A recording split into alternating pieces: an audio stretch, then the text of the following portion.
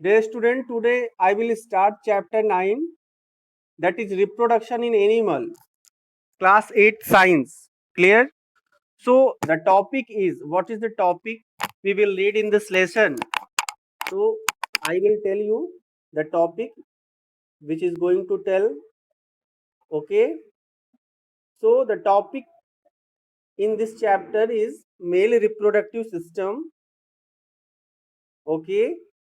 Female reproductive system, fertilization, internal fertilization, external fertilization, test tube baby, and fertilization in humans, asexual reproduction. In asexual reproduction, the part of asexual reproduction, budding, fission, cloning. उसके बाद oviparous animal, viviparous animal, Metamorphosis, life cycle of silkworm and hormones responsible for Metamorphosis in insect. ये सारे topic हम पढ़ने वाले हैं। Clear है? Okay, so let's start with the male reproductive system. सबसे पहले हम इसमें मेल रिप्रोडक्टिव सिस्टम पढ़ेंगे। सभी लोग मेल रिप्रोडक्टिव सिस्टम ओपन करें।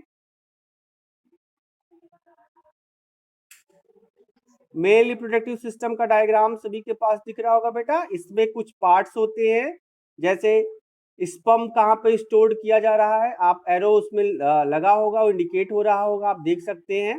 अभी हम सारी चीजों को बताएंगे कि स्पर्म क्या होता है, टेस्टिस क्या होते हैं, तो यहाँ से आप देख सकते हैं। ठीक है,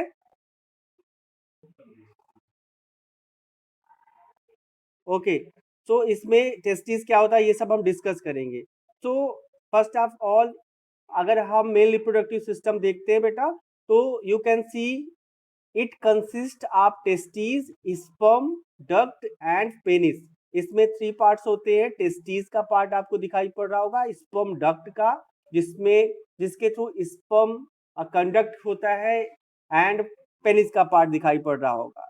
सो टेस्टिस, अगर हम टेस्टिस की बात करते हैं तो testis are involve in the production of male gamete called sperm. Testis का क्या वर्क होता है? ये मेल का गैमीट, देखो फीमेल गैमीट और मेल गैमीट दो चीजें होती हैं।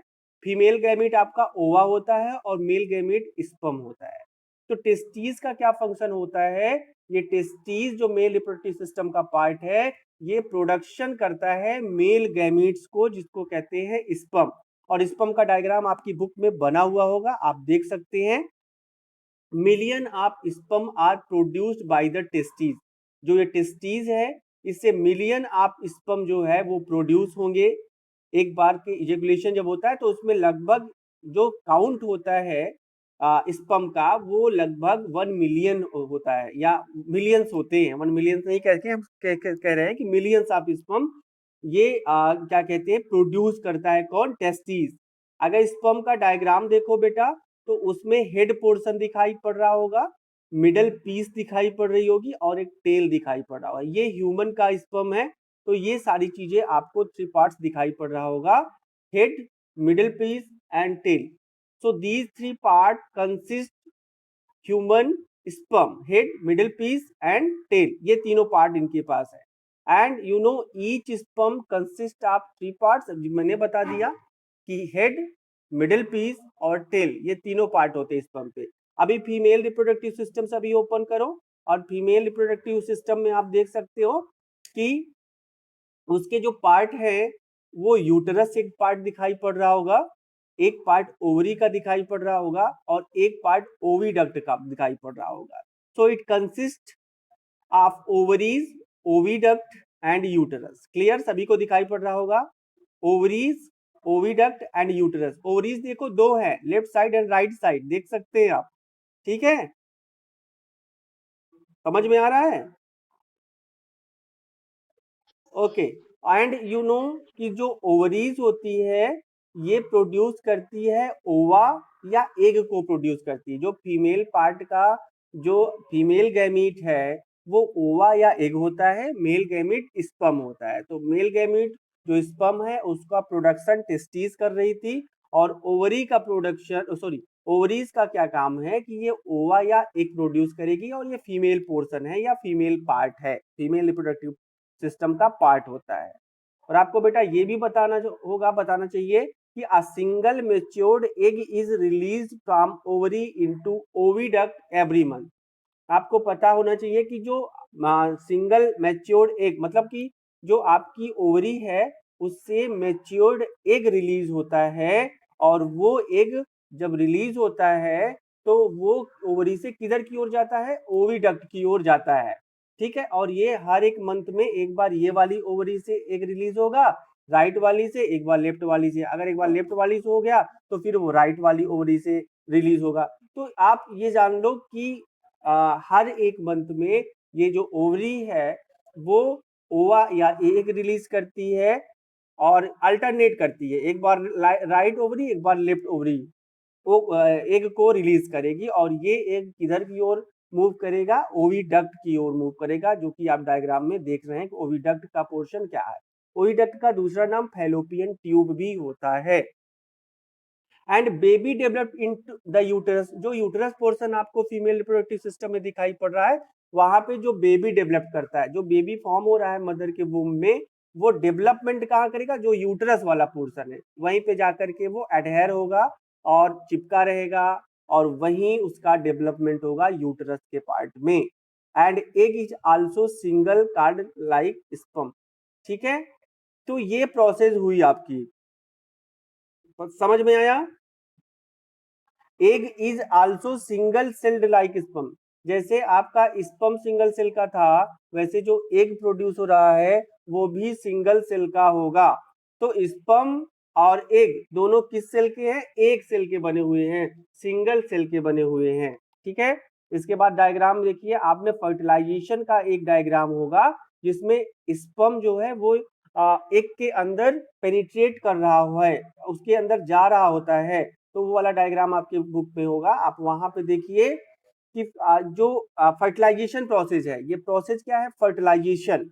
फर्टिलाइजेशन प्रोसेस में होता क्या है, डायग्राम से ही थोड़ा बहुत क्लियर हो जा रहा है कि जो ओवम है उसके अंदर स्पर्म जा रहा है, जो ओवम है, जो फीमेल रिप्रोडक्टिव जो ओवरी से रिलीज हुआ है उसके अंदर स्पर्म जा रहा है, and the process of fusion of male and female gamete.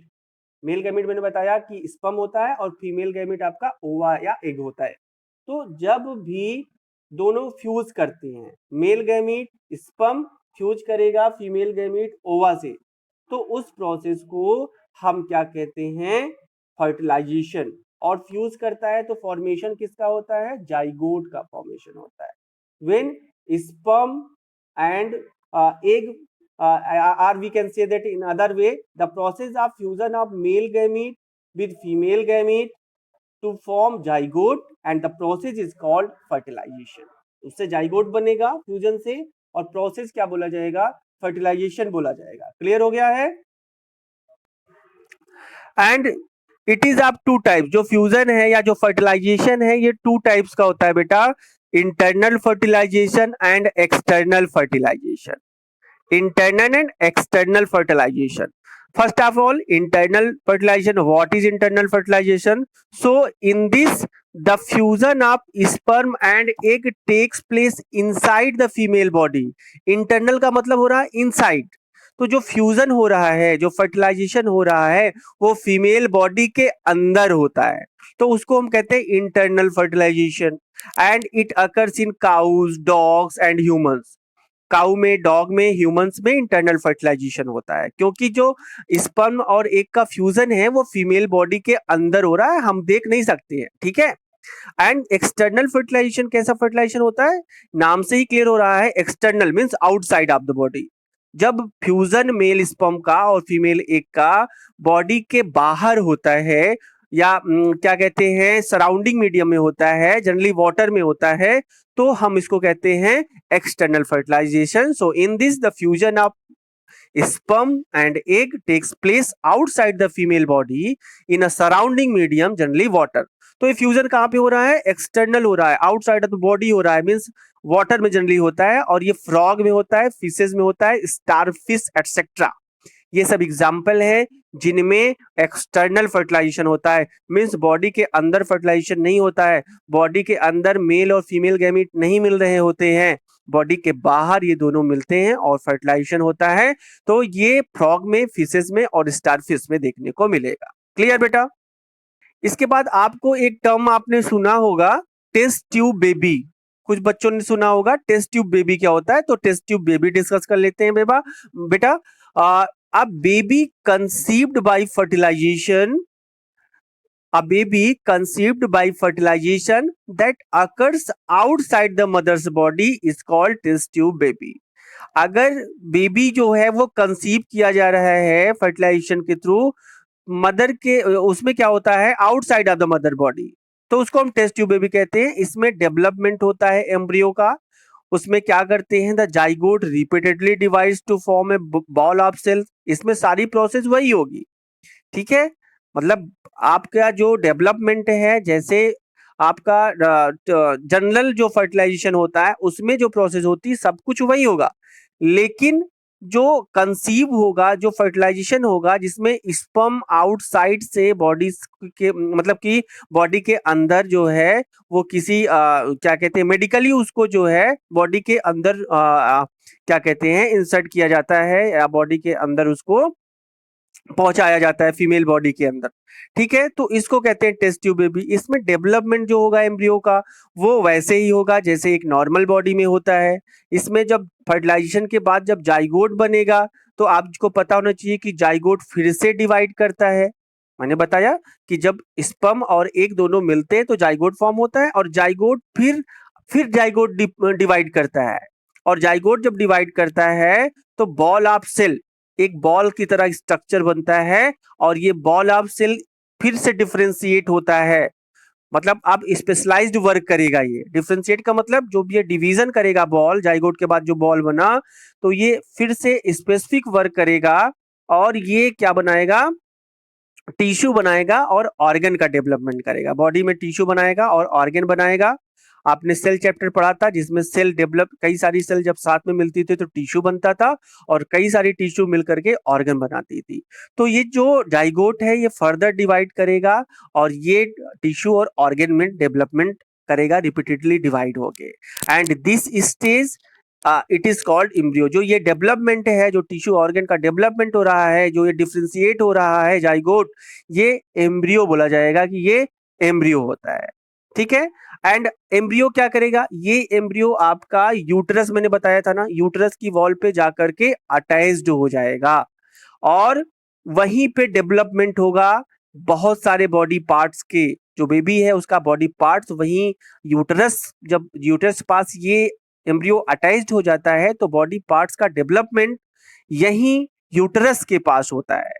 And जैसे कि बॉडी पार्ट्स में हैंड्स का डेवलपमेंट होता है, लेग्स का डेवलपमेंट होता है, क्लियर है।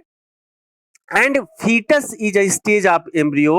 अब एम्ब्रियो डिवाइड करके फीटस वाला स्टेज बना लेगा।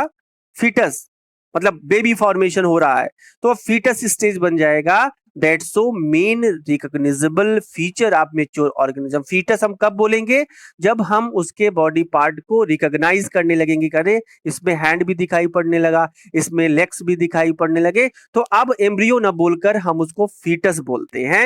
एंड बेटा फीटस डेवलप करता है 9 मंथ। 9 मंथ को, फीटस को डेवलप करने में 9 मंथ लगते हैं inside the mother womb, and is finally delivered. और 9 मंथ के बाद ये मदर की बॉडी से डिलीवर्ड हो जाता है। क्लियर है?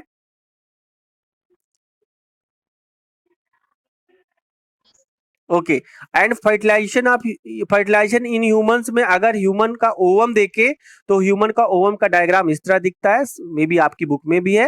एंड उसमें एक न्यूक्लियस का पोर्शन होता है इनसाइड या मिडल में, ठीक है। सो फर्टिलाइजेशन इन ह्यूमंस, ह्यूमन में फर्टिलाइजेशन कैसे होता है उसको पढ़ लेते हैं हम। एंड इसके बाद जो फर्टिलाइजेशन हम स्टार्ट करेंगे इन ह्यूमंस में वो हम नेक्स्ट क्लास में स्टार्ट करेंगे, ठीक है बेटा। तो thank you. Okay, so start with the fertilization in human. So rest of the topics I had explained in the previous class. So today with the fertilization in human I will start. So you can see here human ovum में क्या होता है, nucleus एक part होता है, and you all know that fusion of the nucleus of the sperm, fusion of the nucleus of the sperm with the ovum to form a zygote. मैंने बताया कि जब भी स्पर्म और ओवा दोनों फ्यूज होते हैं तो क्या फॉर्म होता है, जाइगोट का फॉर्मेशन होता है। ठीक है, सभी को पता है कि जाइगोट का फॉर्मेशन कैसे हो रहा है। And it occurs in the fallopian tube of females. आप डायग्राम में देखिए, फीमेल रिप्रोडक्टिव पार्ट में एक पोर्शन एक पार्ट फैलोपियन ट्यूब का होगा, जिसका दूसरा नाम होता है ओविडक्ट। तो ये फर्टिलाइजेशन की प्रोसेस हो कहाँ रही है बेटा लोग, ये आपके फीमेल के फैलोपियन ट्यूब में हो रही है। जाइगोट फॉर्मेशन किधर होगा, उधर ही कहीं होगा, फीमेल के फैलोपियन ट्यूब में, क्योंकि यहीं पे स्पर्म और ओवा दोनों मीट कर रहे हैं। और डायग्राम में आप देखिए, जाइगोट का डायग्राम आपकी बुक में बना होगा, तो कैसे दो न्यूक्लियाई आपस में फ्यूज कर रहे हैं, मतलब male nuclei, male sperm and female ova कैसे आपस में फ्यूज कर रहे हैं। So zygote divides from an embryo. ठीक है, zygote divides to form an embryo. जब भी जाइगोट बनेगा तो जाइगोट से क्या बनेगा, जाइगोट फर्दर डेवलप होके एक एम्ब्रियो बनाएगा, एम्ब्रियो का फॉर्मेशन होगा। डायग्राम में देखो आप, कैसे यूटरस पोर्शन में कैसे ये क्या कहते हैं, ए पोर्शन और बी, दो डायग्राम है आपके पास, एक डायग्राम ए है और दूसरा आपका जो डायग्राम है वो बी है।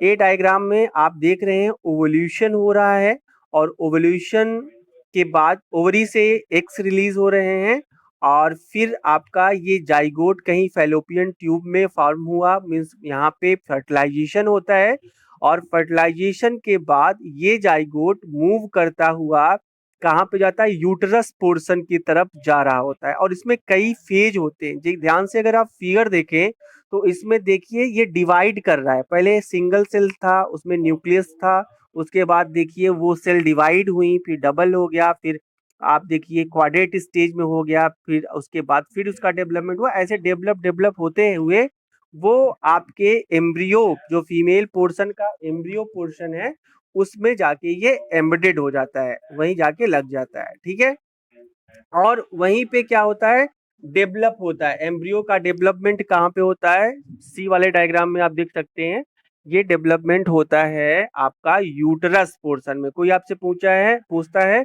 कि development of embryo where it takes place, तो आप बताओगे कि in the embryo, in the uterus portion, uterus में वो एम्बेडेड रहता है और यहीं भी फीटस का डेवलपमेंट हो रहा होता है। तो यहाँ आप देख सकते हैं डायग्राम में, आपकी बुक में फीटस भी बना हुआ है कि कैसे फीटस है, यहाँ पे यूटरस में कैसे उसका डेवलपमेंट है, उसके पास कुछ नेवल कॉर्ड्स हैं जिसे प्लेसेंटा कह रहे हो, और वो प्लेसेंटा के थ्रू ही मदर से अपना न्यूट्रिशन लेते हैं और अपना वेस्ट मटेरियल इसी प्लेसेंटा से बॉडी से बाहर करते हैं। सो फीटस इन यूटरस आप देख सकते हैं यहाँ पे।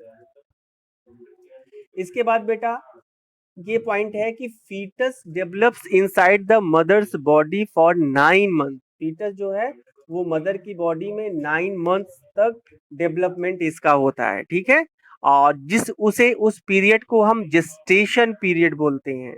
जो फीटस मदर की बॉडी में 9 मंथ तक डेवलपमेंट फेज में है, उस प्रोसेस को हम जेस्टेशन पीरियड बोल रहे हैं।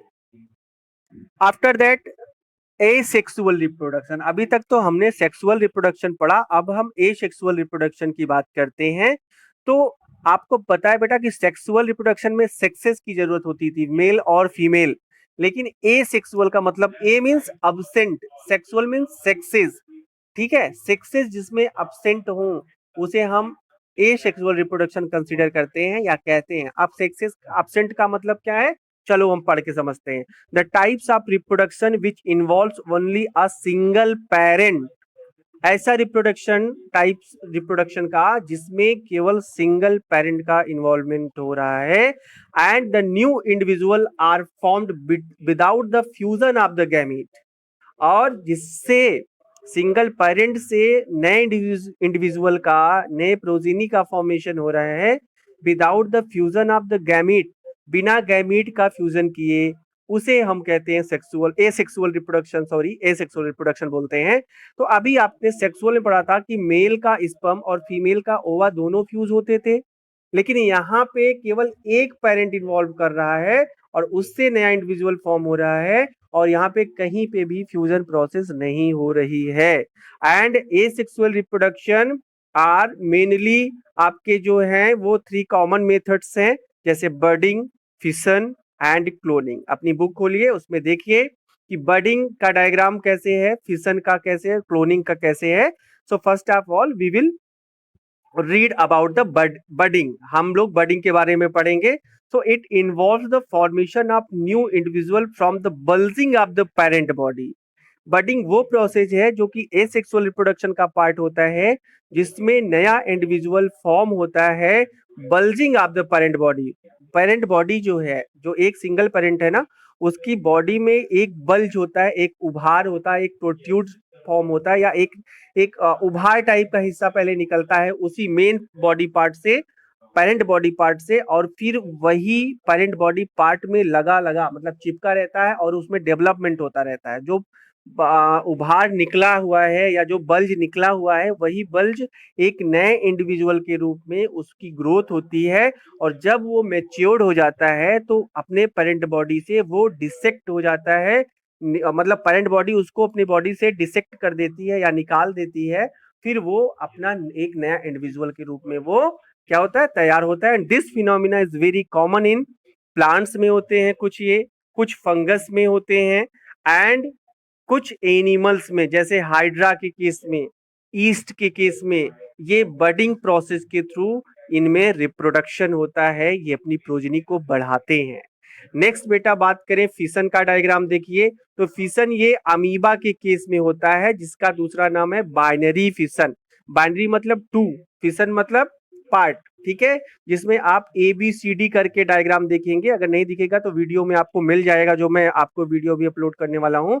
इसमें देखिए एक पेरेंट बॉडी है, उस पेरेंट बॉडी में बीच में एक न्यूक्लियस है, और वो न्यूक्लियस डिवाइड करना शुरू होता है, डिवाइडिंग द न्यूक्लियस। एक ही बॉडी है, उस बॉडी में जो न्यूक्लियस है वो डिवाइड किया, उसके अंदर जो साइटोप्लाज्म है, अपने सेल पढ़ा था, सेल में साइटोप्लाज्म पढ़ा था, वो भी डिवाइड कर रहा है, और ये दोनों डिवाइड करके एक फिशर बना देते हैं। फिर ये फिशर बीच से दो, एक बॉडी पार्ट को, जो एक बॉडी थी उसको दो बॉडी पार्ट में वो डिवाइड कर देती है, ब्रेक कर देती है, जिसमें दोनों में न्यूक्लियस प्रेजेंट रहते हैं। अब एक बॉडी से दो बॉडी बन गया, ठीक है। तो दो डॉटर अमीबी बन गए, जिसमें वो अपने पेरेंट्स के जैसे ही होंगे, उसमें कोई अलग चीजें नहीं होंगी, सेम टू सेम अपने पेरेंट जैसे होंगे, जैसे उनका पेरेंट होता है वैसे। जैसे आम का पेड़ आम जैसा दिखाई पड़ता है ना, उसमें कोई डिफरेंस नहीं रहता है, ठीक है। वैसे ये अमीबा, ये hydra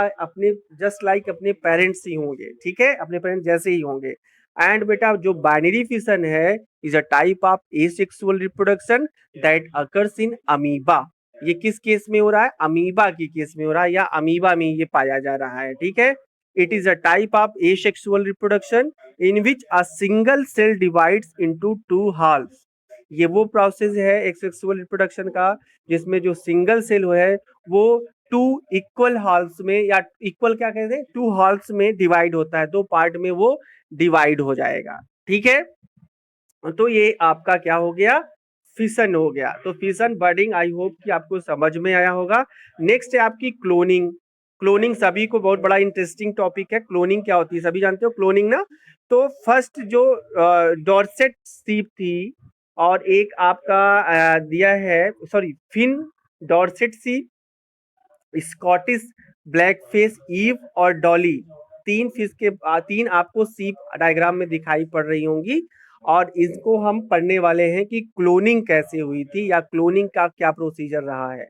so cloning is the process use to create an exact copy of a cell, tissue और एन ऑर्गेनिज्म। क्लोनिंग वो प्रोसेस है जिसमें हम एग्जैक्ट कॉपी किसी भी सेल की, किसी भी टिश्यू की, या किसी भी ऑर्गेनिज्म की बनाते हैं या क्रिएट करते हैं, ठीक है। Dolly a sheep was the first mammal to be cloned. Dolly जो शिप थी वो पहली मैमल शिप थी जिसको क्लोन्ड किया गया था। I will tell you the IVF later. मैंने बताया कि अभी जो पढ़ा रहा हूं उसको समझो, मैं जो पढ़ा रहा हूं उस पर फोकस आपका नहीं है, आप IVF के बारे में जानना चाहते हैं। अभी जो मैं पढ़ा रहा हूं उसको पढ़िए, उसके बाद सारा जो क्वेरी है आपका एक्सप्लेन कर दिया जाएगा। नहीं, इसको नहीं समझ में आएगा तो फिर नहीं समझ में आएगा, घर में बैठ के नहीं समझ पाओगे बेटा। सो Dolly is a sheep was the first mammal to be cloned. Dolly पहली मैमल शिप थी जिसको क्लोन्ड किया गया है, and it was cloned by Ian Wilmut and his colleagues in 1996। Ian Wilmut और उनके कलीग्स ने इसको 1996 में क्लोन किया गया था। Now comes on oviparous animal. Oviparous animal बहुत इंपॉर्टेंट है और आगे जो बायोलॉजी लेंगे उनके लिए तो बहुत इंपॉर्टेंट है, जो आगे बायोलॉजी पढ़ेंगे क्लास 11 से। So the animals that lay eggs are called oviparous animal. वो एनिमल जो एग ले करते हैं, जो अंडे देते हैं, वो सारे एनिमल्स ओवीपेरस एनिमल बोले जाएंगे बेटा। एग्जाम्पल में आपका बहुत सारी काइंड्स की all kinds of birds, lizards, snake and frogs, ये सब ओवीपेरस एनिमल है। वीवीपेरस एनिमल क्या होता है? Viviparous animal the animal that give birth to young ones. ऐसे एनिमल जो बच्चों को जन्म देते हैं उन्हें विविपेरस एनिमल कहते हैं, जैसे काऊ, डॉग, ह्यूमंस, ये सब आपके विविपेरस एनिमल में आएंगे। एक और आपका टॉपिक है मेटामॉर्फोसिस इसमें। So what is Metamorphosis? My dear student, it is a biological process of transformation of larva into an adult is known as metamorphosis। बेटा ये एक बायोलॉजिकल प्रोसेस होती है जिसमें लार्वा जो है वो एडल्ट में चेंज हो जाता है। जो लार्वा है वो एडल्ट में चेंज हो जाता है। बुक ओपन करिए, उसमें मेटामॉर्फोसिस का डायग्राम है। आप देख रहे हैं कि जो एडल्ट फ्रॉग है उस एडल्ट फ्रॉग को दिखाया गया है यहाँ पे कि ये पहले किस स्टेज में होते हैं। पहले ये एडल्ट फ्रॉग एग देंगे, एग ले करेंगे, और ये एग टैडपोल में कन्वर्ट होगा या टैडपोल में चेंज होगा। फिर ये टैडपोल आपका लेट टैडपोल में चेंज होगा। उसके बाद ये सीधे एडल्ट फ्रॉग में चेंज हो जाता है। तो मेटामॉर्फोसिस में लार्वा किस में चेंज हो गया? एडल्ट में। उस प्रोसेस को मेटामॉर्फोसिस बोलेंगे, जिसमें आपका लार्वा ट्रांसफॉर्म हो जाता है एडल्ट स्टेज में, उसको बोलते हैं हम मेटामॉर्फोसिस। क्लियर है सभी बच्चों को? So the life cycle of frog, अगर हम फ्रॉग की लाइफ साइकिल देखें तो फ्रॉग की लाइफ साइकिल में फॉलोइंग स्टेज होते हैं। एग, टैडपोल, वही टैडपोल को लार्वा बोल रहे हैं बेटा मेरे, ठीक है, टैडपोल को ही लार्वा बोलते हैं। तो एग, टैडपोल जो कि लार्वा स्टेज है, और टैडपोल से सीधे एडल्ट स्टेज में जो आ जाता है उसी को मेटामॉर्फोसिस बोल रहे हैं। और फ्रॉग में यही थ्री पार्ट कंसिस्ट होते हैं, यही मतलब फॉलोइंग स्टेज होते हैं। And hormones controlling Metamorphosis in frog. आप जानते हो मेटामॉर्फोसिस एक बायोलॉजिकल प्रोसेस है और ये हार्मोन से कंट्रोल्ड होती है। सो थायरॉक्सिन, थायरॉक्सिन एक हार्मोन है produced by the thyroid gland. जो हमारे गले में एक नेक में ग्लैंड होती है, थायराइड ग्लैंड होती है, उससे थायरॉक्सिन नामक हार्मोन जो है वो सिक्रेट होता है। And it thyroxine initiates the process of tadpoles metamorphosis. और ये थायरॉक्सिन ही टैडपोल के मेटामॉर्फोसिस में हेल्प करता है। मींस टैडपोल जो लार्वा स्टेज है उससे एडल्ट फ्रॉग जो बन रहा है इसी थायरॉक्सिन हार्मोन की हेल्प से बनता है। एंड बेटा you know in the absence of thyroxine, अगर थायरॉक्सिन absence है, the tadpole does not transform into an adult. आपको पता है कि तब आपका टैडपोल जो लार्वा है वो एडल्ट स्टेज में नहीं ट्रांसफॉर्म होगा and remain in the tadpole stage. और किस स्टेज में रहेगा? एडल्ट फॉर्म में नहीं चेंज होगा, तब ये सीधे टैडपोल स्टेज में ही पड़ा रहेगा, क्योंकि थायरॉक्सिन चेंज करता है। थायरॉक्सिन की अमाउंट कम हो गई या थायरॉक्सिन कम हो गया, तब अब ये टैडपोल आपका किस स्टेज में रहेगा? टैडपोल ही स्टेज में रहेगा, अभी एडल्ट स्टेज में नहीं जाएगा। और लास्ट आपका जो टॉपिक है life cycle of silk worm, आप सभी ने इसको पढ़ा है पिछली क्लास में। सो आपको पता होना चाहिए कि जो एडल्ट है वो एग ले करती है, वो भी मलबेरी ट्रीज पे, ठीक है। फिर ये एग आपका लार्वा स्टेज में जाता है, लार्वा कोकून स्टेज में जाता है, और कोकून को किल करके हम फिर से क्या बना लेते हैं? कोकून से फिर डेवलपमेंट हो जाता है एडल्ट का, और कोकून का यूज करके हम क्या बनाते थे? फाइबर्स बनाते थे, ठीक है, जो भी आप साड़ी वगैरह मम्मा लोग घर में पहनते ही हैं। तो silk worm grows on mulberry tree and feeds on it's leaves. सभी को पता है कि सिल्क वॉर्म मलबेरी ट्री पे ग्रो करते हैं और उसी लीव्स को, मलबेरी के लीव्स को वो फीड करते हैं। During a stage in its life cycle silk worm spin a cocoon around itself.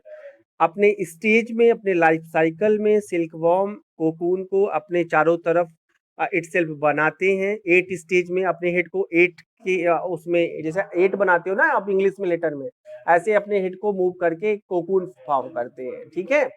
And silk is obtained from this cocoon, और इसी कोकून से हम सिल्क ऑब्टेन करते थे, आपने प्रीवियस क्लास में पढ़ा है। तो ये आपका ये हो गया जनरल जो है हो गया life cycle of silk worm. इसके बाद हार्मोन्स है। Hormones responsible for Metamorphosis in insect. अभी तो हम फ्रॉग के बारे में पढ़ रहे थे, अभी हम इंसेक्ट के बारे में पढ़ेंगे कि कौन सा हार्मोन हमारा इंसेक्ट के लिए मेटामॉर्फोसिस के लिए रिस्पॉन्सिबल होता है। So in insect metamorphosis is controlled by the insect hormone. Some of the insect hormones are, जो मेटामॉर्फोसिस इंसेक्ट में हो रही है वो इंसेक्ट हार्मोन कंट्रोल करेगा, और वो आपका है PTTH, prothoracicotropic hormone. Prothoracicotropic hormone PTTH। Okay, sorry ये बेटा PTTH का जो नेम है ये है prothoracicotropic hormone. Sorry, write it if you want. Prothoracicotropic hormone, prothoracicotropic hormone. And second है इग्डिसोन, एक्डिसोन। सेकेंड है एक्डिसोन एंड थर्ड है जुवेनाइल हार्मोन, JH कहते हैं। सो there are 3 hormones which are responsible for the metamorphosis in insect: prothoresicotropic hormone, ecdysone and juvenile hormone. Clear beta? So it is all about your chapter 9. So thanks for watching.